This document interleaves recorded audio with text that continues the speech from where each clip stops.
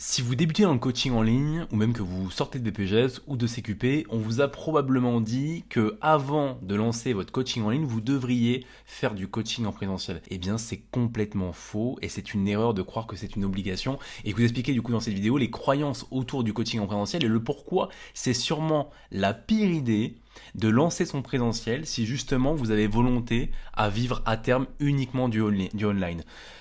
Déjà, qu'est-ce qui va se passer si vous lancez votre coaching en présentiel? La première étape, c'est que vous faites du présentiel déjà pour apprendre à vivre du online. Donc, ce qui va se passer, la conséquence, ça va être que vous allez perdre déjà premièrement 500 euros par mois de loyer, avec des fois des engagements astronomiques de 12 mois ou des 6 mois de préavis, des trucs ahurissant qui vous empêche finalement de partir quand vous voulez, parce que c'est ça le plus compliqué. C'est pas forcément de faire quelques mois de présentiel, c'est surtout que si vous vous lancez dans une enseigne en prenant un loyer chez eux et en restant chez eux, en fait vous êtes des fois engagé sur un an ou avec des 6 mois de préavis, donc ça vous amène souvent à quasiment faire un an chez eux. Et c'est un an où vous n'aurez quasiment plus le temps de développer votre coaching en ligne. Parce que qu'est-ce qui va se passer concrètement? Vous allez être concrètement tous les jours à la salle pour prospecter, pour faire du coaching en présentiel. Et forcément, avec les horaires de merde qui vont être liés à ça, en fait, vous n'allez pas pouvoir justement mettre en place les actions qui vont réellement vous permettre de développer votre coaching en ligne, qui vont être la prospection en ligne, qui vont être les stories, qui vont être les posts, qui vont être les vidéos YouTube comme je fais là. Et forcément, on n'a que 24 heures dans une journée. Donc si vous vous concentrez uniquement là-dessus, uniquement sur le présentiel au début, vous n'allez pas développer autant que possible votre coaching en ligne.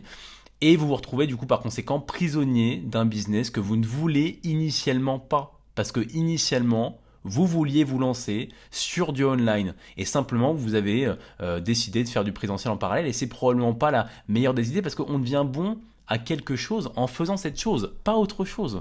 On devient bon à une compétence en faisant la compétence, pas en faisant une autre compétence. Le coaching en présentiel et le coaching en ligne, ce n'est pas la même chose. Vous n'allez pas avoir les mêmes profils, il n'est pas nécessaire d'avoir les mêmes compétences. Bien sûr, il va y avoir des similitudes, on reste sur du coaching fitness, mais ce n'est pas les mêmes compétences qui s'en découlent. Et d'ailleurs, si vous êtes coach en ligne et que vous voulez gagner plus de clients uniquement en ligne, je propose des analyses, des consultations offertes. On analyse votre stratégie actuelle, votre plan d'action et on définit du coup un plan d'action ensemble pour continuer et pour vivre de votre coaching en ligne. Si vous voulez réserver, c'est dans la description. Déjà, une idée reçue qui revient assez régulièrement, que j'entends souvent, c'est que pour être bon en coaching en ligne, il faudrait du coup faire du présentiel. Et je vais vous dire un truc, je suis monté à plus de 70 clients en coaching en ligne. J'ai tapé les 10 000 euros de chiffre d'affaires en coaching en ligne. Je suis devenu pro coach. J'ai un de mes athlètes qui est passé professionnel cette année en 2025, WNBF Pro, sans coaching présentiel, en dehors d'un stage que j'ai fait en BPJEPS. Et je n'ai jamais fait de coaching présentiel. Uniquement après le BPJEPS, je me suis directement lancé sur du online parce que, encore une fois, ce qu'il vous faut, c'est faire la compétence à laquelle vous voulez être compétent, pas une autre compétence.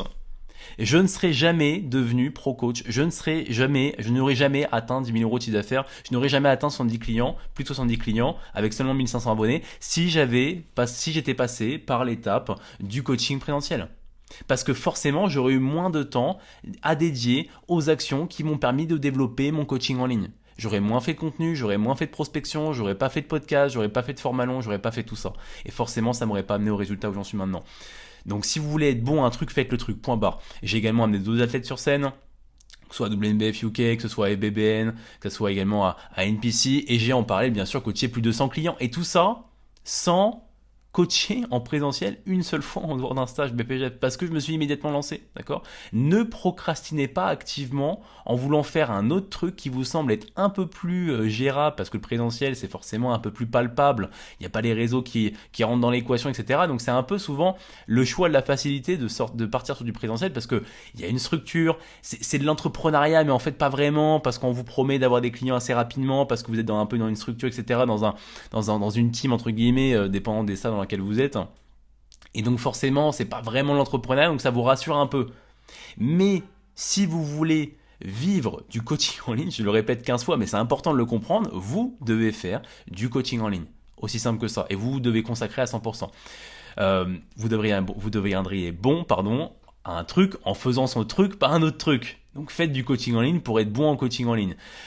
Également, pour réussir en coaching en ligne, il faudrait apparemment donc avoir fait du présentiel. J'ai d'autres clients qui n'ont pas fait de coaching en présentiel, vivent uniquement du coaching en ligne, comme Eloane, comme Victor, comme Nicolas, comme Tanguy, qui sont partis tous de zéro, sauf Victor qui avait déjà des clients à la base, mais Tanguy, Nicolas et Evan sont quasiment partis de rien et ont maintenant un business qui tourne très bien, et Eloane d'ailleurs qui est bien plus haut maintenant en client, mais forcément, ils ont mis en place toutes les actions qui étaient nécessaires pour développer leur en ligne. Cependant, c'est indéniable que plus d'expérience égale mieux. 100%. Ça, je ne vais pas dire le contraire, mais à quel prix? C'est surtout ça qu'il faut se dire. À quel prix? Si vous faites du présentiel, vous n'aurez plus le temps de développer votre en ligne parce que votre semaine et vos journées vont ressembler à ça. Vous allez vous lever peut-être à 5h ou à 6h du matin pour aller faire un coaching de 7h à 8h, puis de 8h à 9h. Vous allez avoir un trou d'1h30 où vous n'allez pas savoir quoi faire, vous allez commencer à prospecter, à passer dans la salle, etc. Vous n'aurez aucun endroit pour vous poser, pour bosser sur votre en ligne parce que des fois, il y a des salles qui vous donnent même aucun bureau pour bosser. Donc forcément, de votre côté, vous serez juste là à traîner dans la salle, peut-être aller manger votre tube dans votre voiture, dans le froid, etc. Vous allez revenir pour un coaching d'1 heure vite fait à 10h30, puis de nouveau une pause parce que du coup il n'y a rien à faire, puis de nouveau un repas, puis encore un creux, puis coaching, puis creux, puis coaching, puis creux, puis coaching. Et il va être déjà quasiment 9h avec les trajets, 20h pardon, avec les trajets qui vont arriver, qui vont s'en suivre pour rentrer chez vous. Et donc forcément vous n'aurez pas eu d'action qui auront eu volonté à développer uniquement votre coaching en ligne. Car si vous voulez faire du en ligne, vous devrez ajouter dans vos journées des tournages, des temps d'écriture, des temps de montage, entrecoupés ici avec des sollicitations incessantes des adhérents, si vous faites du présentiel en même temps et que vous essayez d'ajouter ça dans vos journées. Et en plus, comme je l'ai dit juste avant, certaines salles ne vous donnent même pas accès à des bureaux tranquilles pour travailler. C'est infaisable. Et je le vois tout le temps avec mes clients mentoring qui se sont lancés en présentiel, soit qui ont arrêté pour justement faire que du online, soit qui sont un peu dans l'entre-deux. Ils ont zéro temps et c'est une galère pas possible. Ils sont obligés de bosser le week-end chez eux, ils sont obligés de bosser super tard chez eux, ou des fois par-ci par-là ils arrivent à travailler un petit peu, mais c'est une galère incessante. C'est une galère incessante. Et également, comme je l'ai dit, mais à quel prix? Le loyer des enseignes, c'est déjà 500 € par mois, des fois des engagements d'1 an ou des préavis de 6 mois. Vous êtes littéralement, quand vous signez chez eux, emprisonné dans une boucle sans fin, plus ou moins, qui vous amène finalement à pas sortir de cette boucle, alors que vous vouliez initialement faire ça pour gagner un peu plus en expérience, pour faire du coaching en ligne. Mais justement, vous n'aurez pas de temps pour développer votre en ligne. D'accord? Certes, vous allez avoir un peu d'expérience, mais de quelle expérience est-ce qu'on parle? De quelle expérience est-ce qu'on parle? Est-ce qu'on parle de Suzanne qui s'entraîne à RIR 50, ça j'ai trouvé une image ChatGPT, donc pauvre, toi après ta 5e séance de coaching superset papotage, c'est ça que vous allez avoir en coaching présentiel. Et j'ai rien contre le coaching présentiel, encore une fois ça va dépendre vraiment de ce que vous voulez faire, mais après ce que vous pouvez aussi avoir, c'est peut-être des témoignages que vous pourrez utiliser en levier pour du online, ce qui est très bien, hein, mais vous pouvez avoir ces mêmes témoignages en coachant en ligne des amis et de la famille gratuitement, d'accord, pour justement les utiliser en levier plus tard sans perdre 500 € par mois. Donc demandez-vous simplement si vous avez envie de faire ça, car là à l'instant T, si par exemple vous vous dites ok finalement changement d'avis, changement d'option, j'ai pas encore signé dans la salle en question, qu'est-ce que je fais maintenant? Donc si tu n'as pas déjà signé, première étape, ne signe pas. Trouve un mi-temps à côté ou un temps plein, un horaire fixe, pourquoi pas même dans une salle, d'accord, qui recrute, mais ne te laisse pas emprisonner dans un système qui va t'amener à payer chaque mois pour faire du coaching en présentiel alors que tu as envie de faire du en ligne et du coup derrière tu pourras pas t'en sortir. Développe justement via le temps plein ou le mi-temps que tu auras, les temps qui te restent, ton coaching en ligne, parce que justement tu as au moins des temps fixes, donc forcément plus de temps et c'est beaucoup plus gérable pour toi pour justement développer ton coaching en ligne et planifier des temps d'écriture, de tournage, etc. Trouve des amis ou de la famille pour tes premières preuves sociales gratuites pour justement commencer à les coacher gratuitement et que ça soit du coup par conséquent beaucoup plus simple pour toi de développer ensuite ton coaching en ligne payant. Si tu as déjà signé, première étape, accepte la réalité, tu es dedans, autant en profiter, d'accord? Profite des trous pour faire des actions en ligne. Écriture, tournage, montage, prospection, c'est loin d'être simple, c'est du coup forcément pas ce que je t'ai conseillé depuis le début, mais si t'en es là, t'en es là. Sors de la salle dès que possible pour travailler sans être dérangé. Va dans des cafés, va dans des restaurants, va dans des endroits qui sont plus ou moins calmes. Si t'es chez toi à côté, essaie d'aller chez toi rapidement. C'est pas tout le temps le cas, mais voilà, si tu peux. Et quitte dès que tu peux, planifier en fonction du préavis, dans la mesure où si toi, encore une fois, t'as pas envie de faire du présentiel, et que tu te retrouves dans une boucle où tu fais du présentiel et que ça te plaît pas, bah planifie de quitter, tout simplement. Enfin, c'est aussi simple que ça. Si tu veux faire du en ligne, bah fais du en ligne, quoi, c'est simple. Et rejoins Fondation pour plus de structure et plus de soutien parce que c'est également ce qu'on te propose. Et si tu veux une consultation offerte pour voir un petit peu où tu en es, le lien est directement dans la description. Ou tu peux m'envoyer également un message sur Instagram. L'exception, attention, tu peux faire bien sûr du présentiel si et seulement si tu aimes fondamentalement le présentiel. Et c'est complètement ok. Tu peux même faire du hybride, où tu coaches du présentiel et tu proposes également du coaching en ligne avec tes clients. Et c'est d'ailleurs, selon moi, honnêtement, le meilleur format possible. D'accord ? D'un point de vue résultat, parce que forcément, tu vas avoir les gens IRL, mais également, tu vas les avoir en ligne. Donc, 100%, c'est un peu on va dire le petite attention, c'est que là, vous pouvez toujours faire du présentiel, mais uniquement, selon moi, si vous aimez le présentiel. Ne faites pas un truc que vous aimez pas pour être peut-être bon dans un truc que vous allez plus aimer plus tard. D'accord ? Ou aussi également, tu ne peux pas te permettre de faire 100% du online direct. Mais encore une fois, si tu es dans ce cas-là, moi je te conseillerais plus de trouver un taf en salle, en présentiel, mais sans avoir de coaching, de loyer à payer, etc. Trouve un 35 heures ou un 25 heures et bosse quoi. Bosse et développe ton en ligne à côté. Ne fais pas de présentiel. Si par contre c'est une gymnastique intellectuelle pour t'amener justement à te dire vas-y, peut-être que si je fais du présentiel, je vais développer du coup des compétences qui vont me permettre peut-être d'être bon en ligne. Alors qu'en fait tu vas pas du coup avoir ce même public, tu vas pas du coup avoir le même public de personnes qui vont être en présentiel et en ligne. Comme je t'ai dit, tu vas avoir des Suzanne de 50 ans, RIR 50, t'auras pas ça en ligne. Bon, tu peux en avoir, mais dans la mesure où c'est pas le même type de profil qui viennent et les bodybuilders ou les personnes qui sont avancées ne prennent pas de coaching en présentiel. D'accord ? Ils ne prennent pas de coaching en présentiel, ils prennent des coachings en ligne. Et si toi, du coup, tu as envie de coacher des avancés ou des personnes intermédiaires, un minimum, qui sont ultra investies, bah, c'est le en ligne qu'il faut, c'est pas le présentiel. Ne fais pas du présentiel si par contre tu penses également que ça va t'aider à vivre du en ligne. Parce que comme je te l'ai montré, c'est pas le cas. Tu vas plus te rajouter des bâtons dans les roues parce que forcément ça va t'amener à avoir des horaires qui sont ultra changeants tout le temps en fonction du coaching. Tu vas pas pouvoir bosser réellement quand tu vas être dans la salle, ça va être une galère sans nom.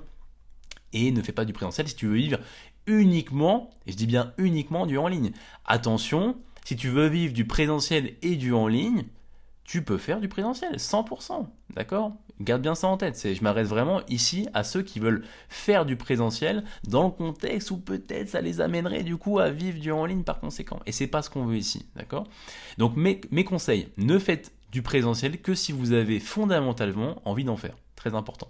N'en faites pas par une gymnastique intellectuelle qui vous amènerait à penser que vous allez vivre du online grâce au présentiel. Si vous voulez être bon à un truc, faites ce truc. Si vous ne pouvez pas vous permettre de faire du 100% du online à 100% direct, ne vous rajoutez pas un loyer de 500 € à lâcher chaque mois. D'accord ? Trouvez un mi-temps ou un temps plein et faites du online à côté. Aussi simple que ça.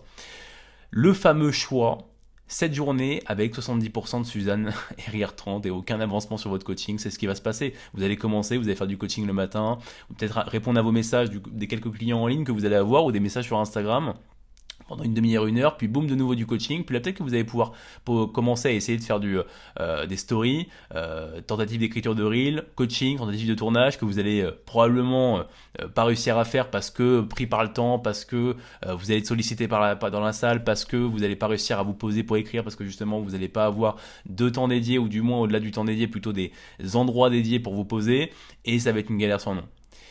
Et ça, c'est cette journée avec un taf qui est un peu plus chiant, mais des horaires fixes pour bosser ensuite chez vous. Et ça, du coup, vous allez du coup avoir certes un travail alimentaire, mais en tout cas des temps qui vont être réellement fixes, réellement calmes, où ça va pas être entre deux choses, etc. Et ce qui est aussi à prendre en considération, c'est qu'en fait, quand vous faites du coaching en présentiel, vous allez être fatigué.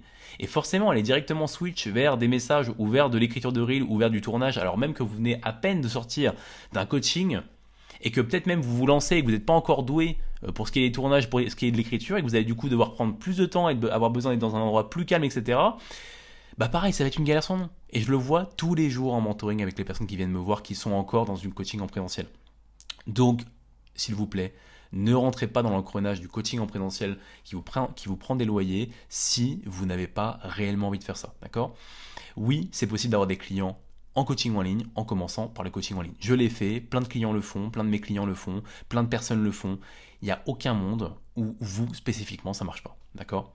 Si vous êtes coach en ligne ou vous avez le projet de le devenir, hésitez peut-être entre du présentiel et du en ligne, vous pouvez prendre une consultation avec moi, d'accord? J'ai aidé de nombreuses personnes à développer leur coaching en ligne. Elouane qui est passé du coup de 3 à 22 clients, Victor qui a fait plus de 2000 euros d'un coup en chiffre d'affaires en à peine un mois, 0 à 5500 pour Nicolas, 0 à 3100 pour Tanguy, 800 euros à 2500 euros de chiffre d'affaires pour Alexis, 50 euros de chiffre d'affaires à 2800 euros de chiffre d'affaires pour Evan, il commençait à quasiment à rien. Donc toutes ces personnes-là ont commencé à zéro et n'ont pas fait de coaching en présentiel. Donc si vous voulez vraiment qu'on regarde un petit peu votre situation, je propose vraiment des analyses stratégiques de tout ce que vous avez mis déjà en place. On définit ensemble un plan d'action. On voit un peu ce qui est possible. Le lien pour réserver dans la description. J'espère que la vidéo vous aura plu et on se dit à très vite.